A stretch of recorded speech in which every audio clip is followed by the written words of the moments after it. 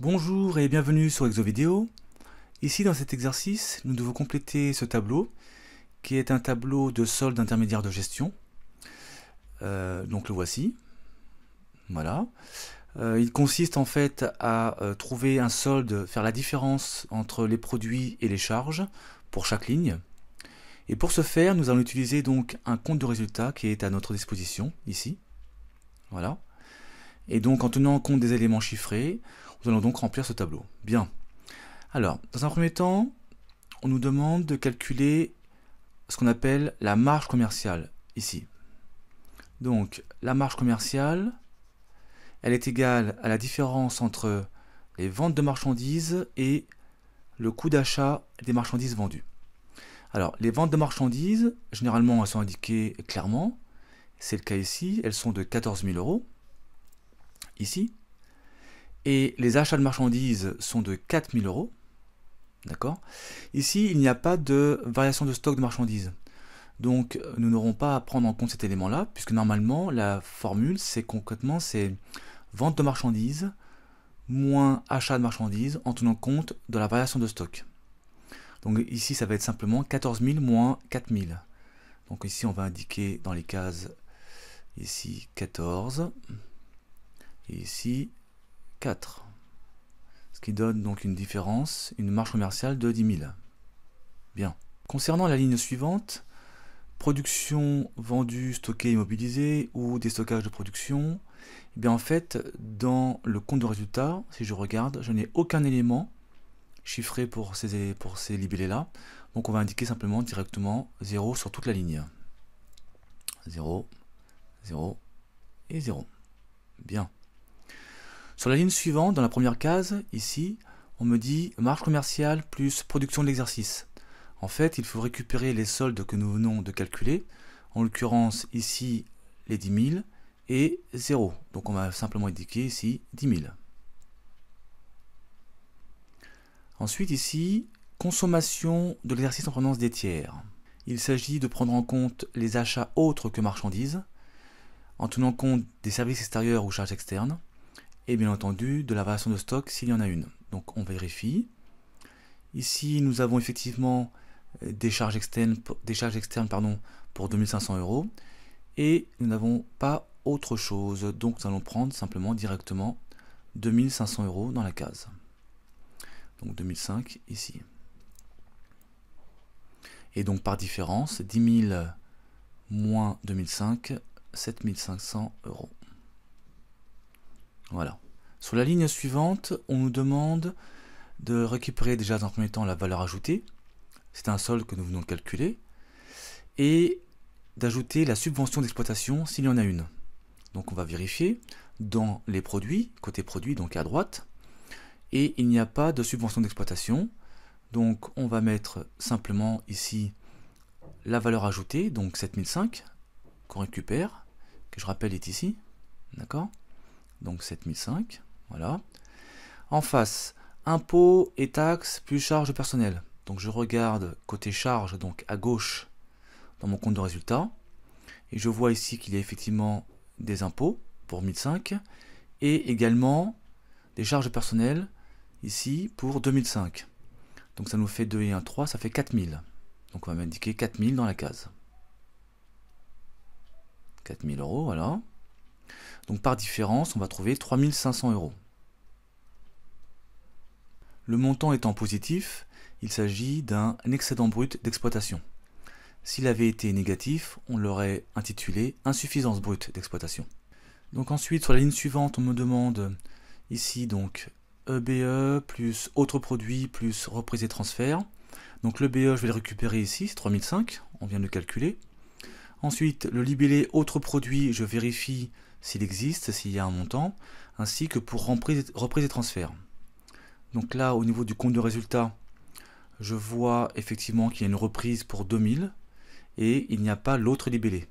Donc ça va nous faire 2000 donc de reprise plus les 3005 de BE, ça fait donc 5005.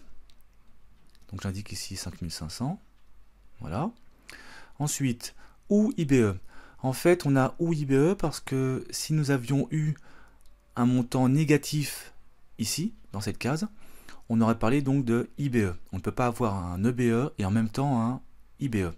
Le montant il est soit positif, soit négatif, et pas les deux en même temps.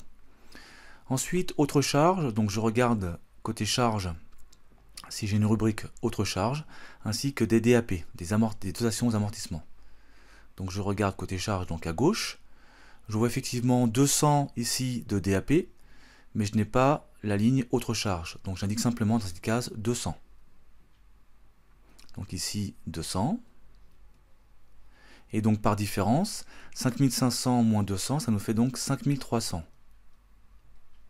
Voici donc le montant du résultat d'exploitation. Donc ensuite, sur la ligne suivante, on me demande ici de récupérer ici donc le montant du résultat d'exploitation, qu'on vient de calculer, donc 5300, et d'ajouter éventuellement des produits financiers.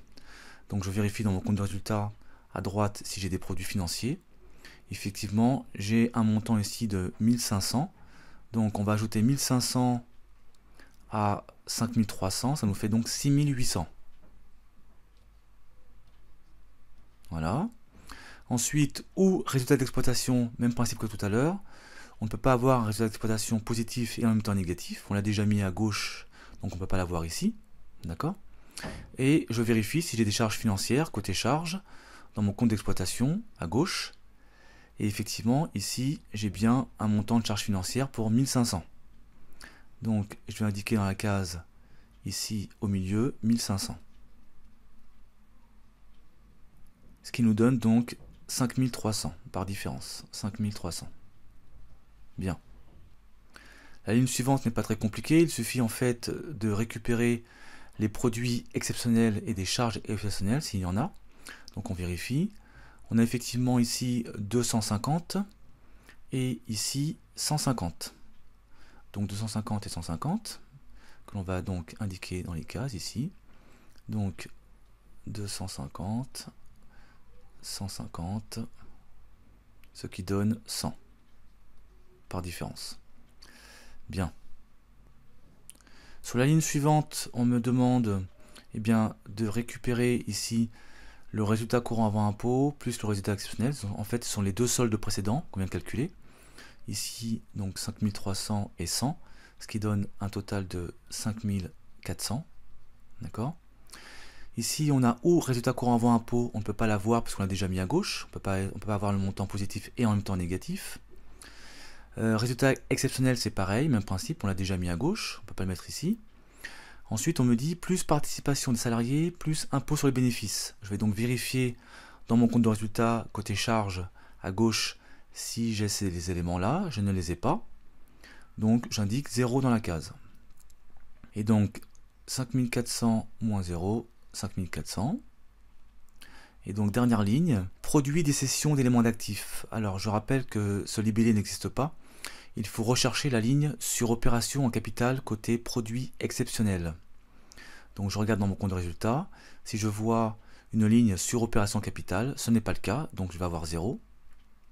Et c'est le même principe pour le libellé suivant, c'est-à-dire ici, donc on vient de le mettre, donc 0.